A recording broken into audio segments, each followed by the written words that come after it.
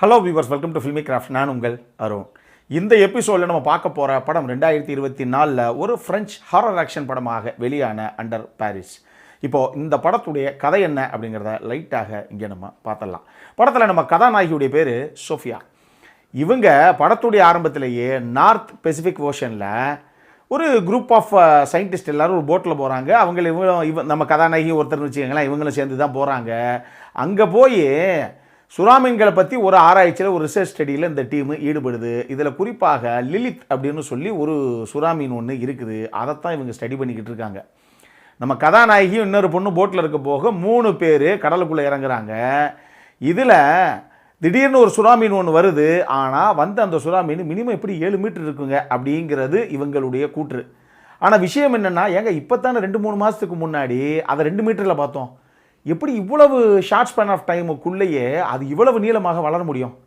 இதில் வேறு ஏதோ பிரச்சனை இருக்குங்க அப்படின்னு யோசிச்சுக்கிட்டு இருக்க அந்த தருணத்திலேயே அந்த சுறாமீன் இவங்க எல்லாத்தையும் கொடூரமாக தாக்கி கொள்ளுது. இதில் யாரையாவது காப்பாற்றுவோம் அப்படின்னு போட்டில் இருக்க நம்ம கதாநாயகியும் தண்ணிக்குள்ளே குதித்து கடைசியாக அவங்களே அந்த சுறாமீன்கிட்ட மாட்டிக்கிட்டு கடைசியாக மயிரிலையில் தான் உயிர் பிழைச்சி வெளியே வர்றாங்க அவங்க. இதுவே ஒரு ஆறாத வடுவாக அவங்களுடைய மனசில் அப்படியே உட்காந்துருது. இப்போ கதைக்கிழமை இங்கேருந்து 3 வருஷம் கழித்து நகருது. அப்போ பாரிஸில் ஒரு ட்ரையத்லான் ஒரு போட்டி ஒன்று ஆர்கனைஸ் பண்ணியிருக்காங்க அங்கே இருக்கக்கூடிய ஆளுங்க. இதில் மேட்ரு என்ன அப்படின்னா, அவங்க அந்த வர்ற வீரர்கள் எல்லாரும் எந்த தண்ணியில் உள்ளே குதித்து நீந்தி கடைசியாக அவங்க அந்த ஃபினிஷ் லைனு டார்கெட்டுன்னு சொல்லி அச்சீவ் பண்ணணுமோ, அந்த தண்ணிக்குள்ளேயே 3 வருஷத்துக்கு முன்னாடி கடலில் இவ்வளோ பெரிய சம்பவத்தை பண்ண அதே சுறாமீன் இப்போ அந்த தண்ணிக்குள்ளே வந்துருச்சு அப்படிங்கிற இன்ஃபர்மேஷனும் அங்கே இருக்கக்கூடிய நபர்களுக்கு கிடைக்குது. எப்படியாவது இந்த நீச்சல் வீரர்கள் எல்லாத்தையும் ஒருத்தராக உள்ள பலியாகிறதுக்குள்ளே இந்த சுறாமீனை எப்படியாவது நம்ம தடுத்து நிறுத்தணும் அப்படின்னு சொல்லி நம்ம கதாநாயகியை களத்தில் இறங்க போக, இதுக்கப்புறம் இந்த கதையில் என்ன தான் நடந்தது, இதுதான் இந்த படத்துடைய மொத்த கதையை. இந்த படத்தை பொறுத்தளவுக்கு சுறாமீன் படம் அப்படின்னா நம்ம இவ்வளவு தான் எதிர்பார்க்கணும் அப்படிங்கிற ஒரு விஷயம் ஒன்று இருக்குது. ஏன்னா எல்லாருமே 1975 ஸ்டீவன் ஸ்பீல்பர்க் ஜாஸ்னு ஒரு படம் ஒன்று எடுத்தார். இன்றைக்கி டேட்லையும் அந்த படத்தை தாண்டி நம்மளை சீட் எட்ஜில் உட்கார வைக்கக்கூடிய இன்னொரு படமே கிடையாது. அந்த மாதிரி வேறு லெவல் சம்பவம் தலைவன் ஸ்டீவன் ஸ்பீல்பர்க் அப்போ பண்ணுது.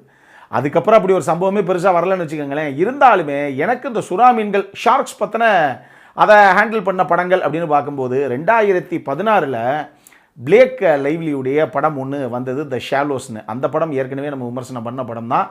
எனக்கு பர்சனலாக ரொம்ப ரொம்ப பிடிச்ச ஒரு படம். படத்துலேயே 1-2 பேர் தான் இருப்பாங்க. ஆனால் கடைசி வரைக்கும் அந்த கதையை ஒரு உயிர்ப்பாகவே வச்சுருப்பாங்க, பரபரப்பாகவே வச்சுருப்பாங்க.